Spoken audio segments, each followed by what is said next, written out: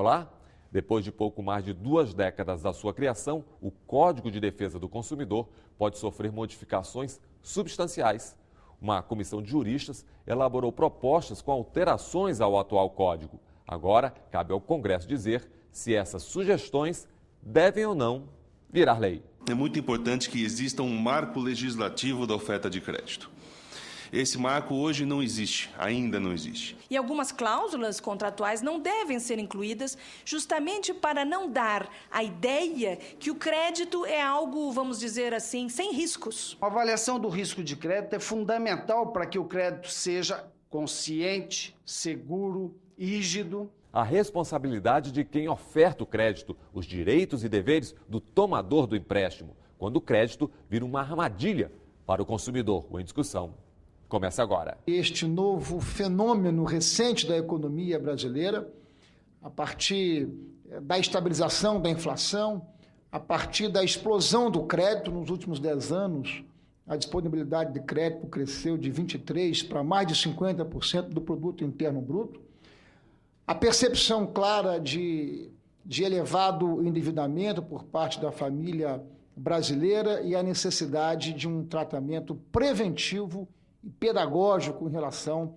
a este tema. O Brasil tem 51% do seu PIB em crédito. Essa é uma situação boa, confortável, de onde viemos, para onde estamos indo. Na verdade, a tendência irrefreável é que o Brasil tenha cada vez mais crédito. Porque, olha, Estados Unidos tem 193% do seu PIB, o Japão 172%, Canadá 120%, assim sucessivamente. De forma que é uma tendência irrefreável que o nosso crédito em relação ao PIB cresça.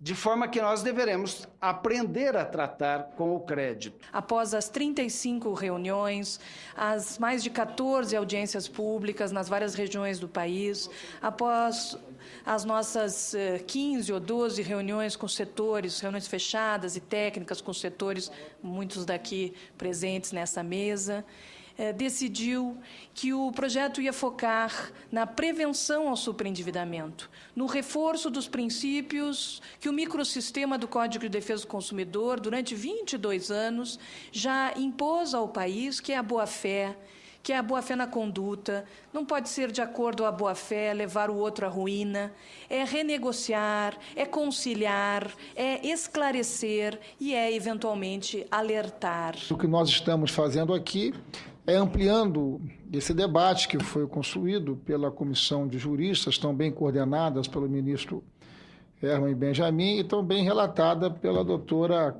Cláudia Lima Marques. Nós estamos, na prática, ampliando a participação para que nós possamos aproveitar plenamente esta oportunidade. Esse projeto de lei, especificamente, ele tem 11 artigos. 10 deles são para o mercado, isto é informação, é lealdade, é boa-fé, é combate à publicidade abusiva, que beneficia, obviamente, a todos que estão procurando crédito. É assegurar a cópia do contrato, informações claras e transparentes, combater cláusulas abusivas, regular o crédito consignado, assegurando o direito de arrependimento ao crédito consignado. E um artigo 107 realmente é sobre a conciliação. E esse artigo, de certa forma, ele se volta para o inadimplente.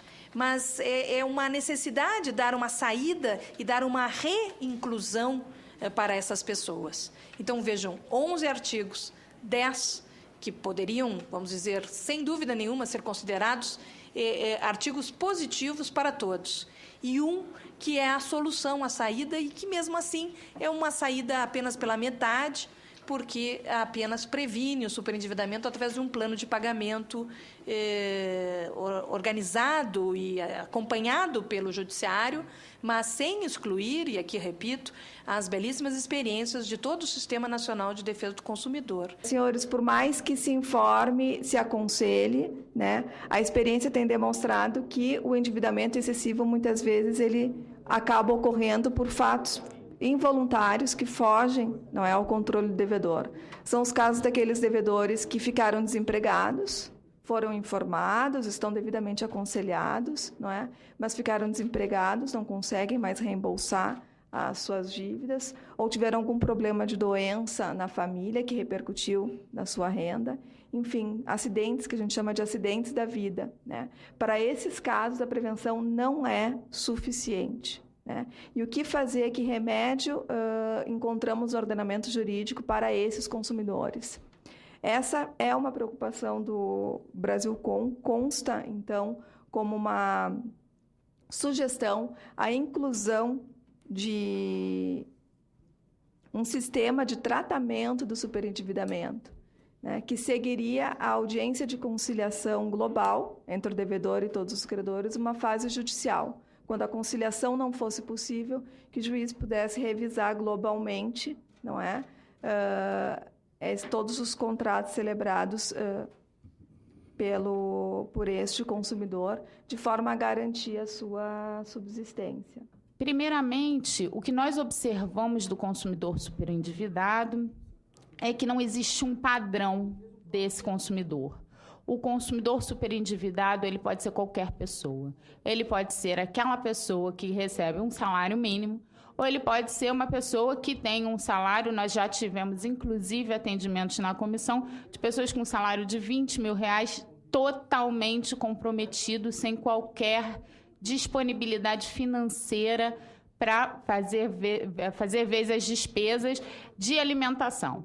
Então, infelizmente, ou felizmente, essas pessoas não são a maioria, mas, na realidade, nós percebemos que é um fenômeno que atinge a qualquer parte da população, homens ou mulheres, idosos especialmente. Nós acreditamos em razão da vulnerabilidade, e não só da vulnerabilidade do idoso propriamente dita, mas porque os idosos hoje em dia no nosso país, na maioria das vezes, eles são arrimos de família, eles sustentam suas próprias famílias e eles se veem seduzidos pela oferta banalizada do crédito. A discussão de superendividamento não é limitada a uma discussão de consumo.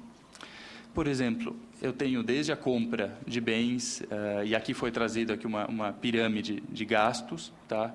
Aqui pelo meu colega da Serasa Experian. Mas, basicamente, quando esse indivíduo compra, por exemplo, um imóvel, isso é uma relação de consumo ou isto é um acúmulo de capital? Tá. E por que eu estou colocando isso? Porque muitas vezes o problema de endividamento dessa pessoa não se refere necessariamente a relações de consumo, se refere, por exemplo, como foi colocado, a relações de empréstimos entre família, se refere ao investimento que foi feito e que ocupou uma parcela excessiva do orçamento, mas aquilo tem um lastro atrás, tem um ativo atrás. A gente está tratando aqui, dentro de Código de Defesa do Consumidor, uma discussão que é, na verdade, quase que de insolvência civil. Tá? Ou seja, como eu trato um indivíduo que se superendividou e quais direitos, mas quais também deveres eu exijo a ele. Tá?